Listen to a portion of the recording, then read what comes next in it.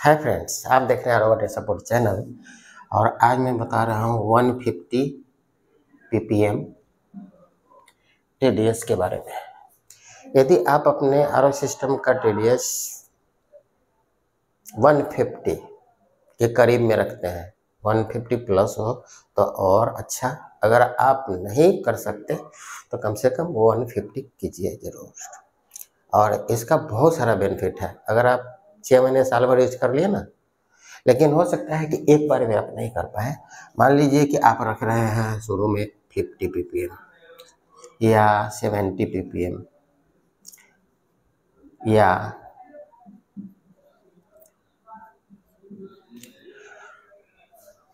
100 ppm या इससे भी कम, 50 से भी कम। मान लीजिए कि ओरिजिनल पी रहे हैं 20, 30 इस टाइप से 20 ppm, जैसे किनले का देखा गया है। और उसका टेस्ट हल्का सा कभी कभार ऐसा फील होगा कि जैसे कोकोनट का टेस्ट आ रहा है, और मात्र TDS होता है 20 के आसपास। बताइए, तो ये कमाल होता है पोस्ट कार्बन फिल्टर का। ओरिजिनल कोकोनट सेल का बना हुआ अगर post carbon filter RO membrane के बाद लगा होगा तो टेस्ट कोकोनट जैसा लग सकता है। जनरली देखा गया है, ऐसा लगता है।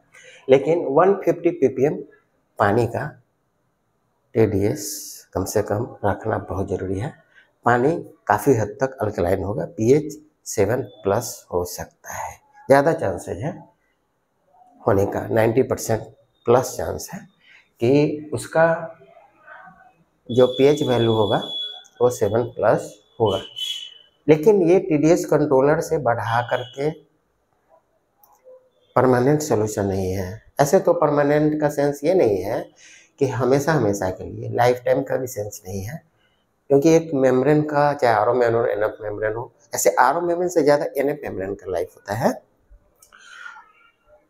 क्योंकि एनएफ मेम्ब्रेन का पोर साइज बड़ा होता है और आरओ मेम्ब्रेन का पोर साइज उससे महीन होता है, और प्योर वाटर का भी फ्लो ज़्यादा होता है एनएफ मेम्ब्रेन में, जबकि आरओ मेम्ब्रेन से प्योर वाटर कम निकलता है। रिजेक्शन भी आपको आरओ मेम्ब्रेन से जो होगा वो ज़्यादा होगा, जबकि एनएफ मेम्ब्रेन से कम होगा। तो फायदा है।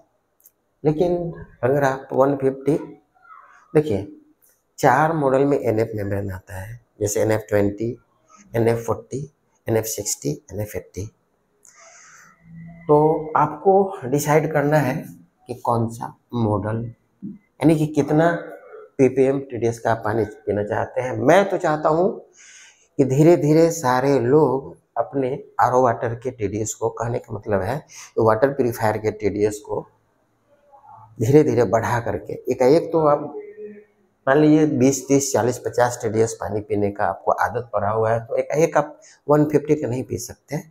तो धीरे धीरे आप कर सकते हैं मॉडल वाइज NF मेम्ब्रेन लगा के, नैनो फिल्ट्रेशन मेम्ब्रेन लगा करके। मान लीजिए NF20 है, एक है NF40, और एक मेम्ब्रेन आता है नैनो फिल्ट्रेशन में NF60, और एक आता है NF80। अब देखिए NF20 का सेंस ये हो गया कि जस्ट 100 में से आप 20 माइनस कीजिए तो होगा 80, यानी कि 80% मिनरल्स देगा।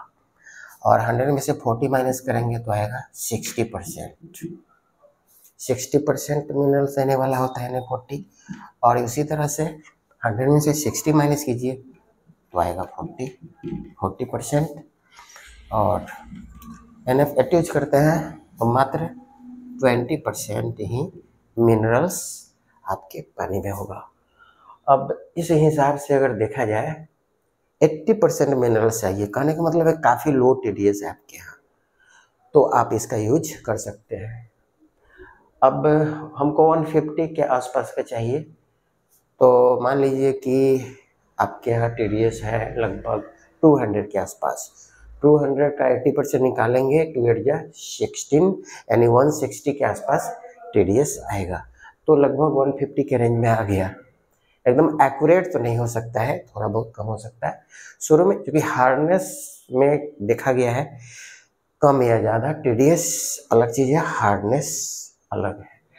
तो उस स्थिति में हो सकता है TDS थोड़ा सा 80% नहीं दे करके आपको 70% दे, हारने ज़्यादा होगा तो 90%, इस टाइप से हो सकता है। ऐसे थोड़ा बहुत इसको बीच का रास्ता के रूप में लेकर के आप चल सकते हैं। मान लीजिए NF40 की मैं बात करूं 60% मिनरल्स देता है, तो अगर मान लिया जाए एग्जाम्पल कि आपको 150 के आसपास रखना है और आपके यहाँ TDS है लगभग 300 का 60% निकालेंगे तो 63 या 180 के आसपास रहेगा। बताइए, अगर आप 200 TDS में इसका यूज करते हैं तो कितना हो जाएगा, 2 6 या 12, 120 TDS रहेगा। 200 पर ही आपने लिख लिया और NF60 है, 40% रहता है। TDS अगर मान लिया जाए TDS है आपके यहाँ लगभग 200 ही मान लिया जाए, 200 पर ही निकालते हैं तो 2 4 या 8, मात्र 80 TDS होगा। और अगर क्योंकि 80 रखना नहीं है, अगर 400 TDS रहेगा तो 400 का 40% निकालेंगे, 4 4 या 16 यानी 160 रहेगा। 400 TDS में NF60 लगभग 150 के आसपास TDS दे देगा। NF80 20% मान लिया जाए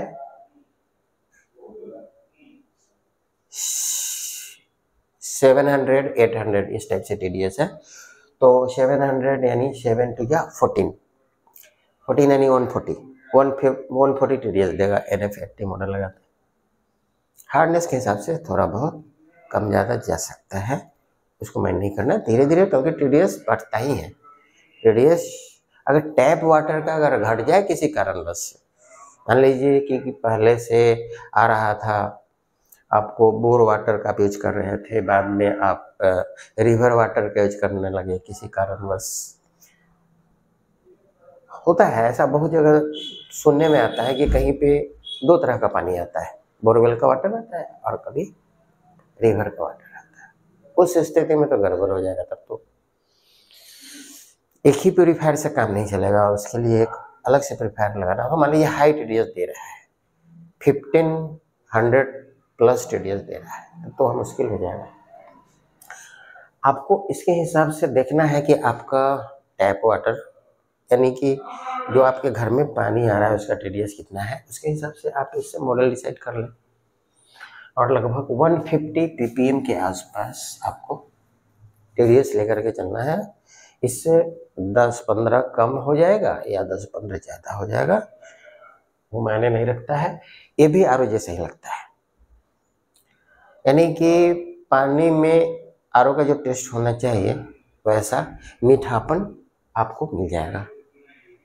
यदि आप 200-250 TDS का पानी नहीं पी पा रहे हैं या नहीं पीना चाहते हैं तब ऐसा कर सकते हैं। ऐसे तो 250 ppm का पानी पीना चाहिए, 250 मिलीग्राम पर लीटर। 1 लीटर में कम से कम 250 मिलीग्राम मिनरल्स होना चाहिए पानी में, वो बहुत ही अच्छा रहता है हेल्थ के लिए। और उससे ये भी फायदा है कि पानी बिल्कुल अल्कलाइन होगा, 7+ उसका अल्कलिनिटी होगा, pH वैल्यू 7+ होगा। कहने का सेंस ये है पानी कभी एसिडिक नहीं होगा अगर आप नैनो फिल्ट्रेशन मेम्ब्रेन यूज करते हैं। 1500 के अंदर में जैसे कि 1000-1200 TDS है, वहाँ तक के लिए नैनो फिल्ट्रेशन मेम्ब्रेन आ रहा है। और मान लीजिए कि आपके यहाँ 100-200 TDS है, तो ऐसे नैनो फिल्ट्रेशन मेम्ब्रेन की भी जरूरत नहीं है, सिर्फ UV+ UV प्योरीफायर है आपका, सेडमेंट कार्बन वगैरह लगा हुआ, प्री फिल्टर लगा हुआ, उसी से आपका काम चल जाएगा। लेकिन फिर भी आप चाहते हैं कि नहीं, रिजेक्शन कुछ हो और पानी के अंदर जो कुछ भी हार्मफुल कंटामिनेंट्स हैं, वैसा जो मिनरल्स जो हमारे शरीर के लिए ज़रूरत नहीं है वो भी निकले, साथ में बायोलॉजिकल इम्प्योरिटी जैसे कि जर्मस, बैक्टीरिया, वायरस भी अगर पानी के अंदर हो तो वो भी निकले। तब तो जो रिवर्स ऑस्मोसिस टेक्नोलॉजी का यूज होना चाहिए वो या तो आरओ मेम्ब्रेन के साथ होता है या नहीं तो नैनो फिल्ट्रेशन मेम्ब्रेन के साथ होता है। तो आपको नैनो फिल्ट्रेशन मेम्ब्रेन लगाना है 1200 TDS के लिए आराम से। इसमें से आप मॉडल ऐसा सेलेक्ट कर सकते हैं जो 150 ppm के आसपास में आपका TDS दे सकता है। तो आपसे हमारा रिक्वेस्ट है कि कोशिश कीजिए कि धीरे धीरे आप अपने आरओ वाटर के TDS को बढ़ाएं। यदि आप बहुत ही कम TDS का पानी पी रहे हैं, 40, 50, 20, 30 वगैरह, 15, 20, ये सब 20 के नीचे तो पानी पीना ही नहीं चाहिए। कम से कम 20 तो TDS होना ही चाहिए। ऐसे तो मैं कह रहा हूँ कि अब पहले वाला ज़माना रहा नहीं, आपको तो 20, 30, 40, 50, 60, 70, 80, 90, 100 तक अवॉइड करना चाहिए। आप आ जाइए 150 ppm के रेंज में और उसके बाद देखिए हेल्थ कितना अच्छा हो जाता है। धीरे धीरे शरीर के अंदर की अधिकांश बीमारियां धीरे धीरे अपने आप गायब हो जाएगी। मैं कम से कम 2 से 3 सालों से नैनो फिल्ट्रेशन का मेम्ब्रेन से प्यूरिफाई किया हुआ पानी पी रहा हूँ और उससे मुझे काफ़ी बेनिफिट है। तो जहाँ तक समझ रहे हैं ये वीडियो काफ़ी हेल्पफुल है। आप इसे लाइक कीजिए, शेयर कीजिए और कमेंट कीजिए और मेरे आरओ वाटर सपोर्ट चैनल को जरूर सब्सक्राइब कीजिए और बेल आइकन पे हिट कीजिए। Thanks for watching this live video.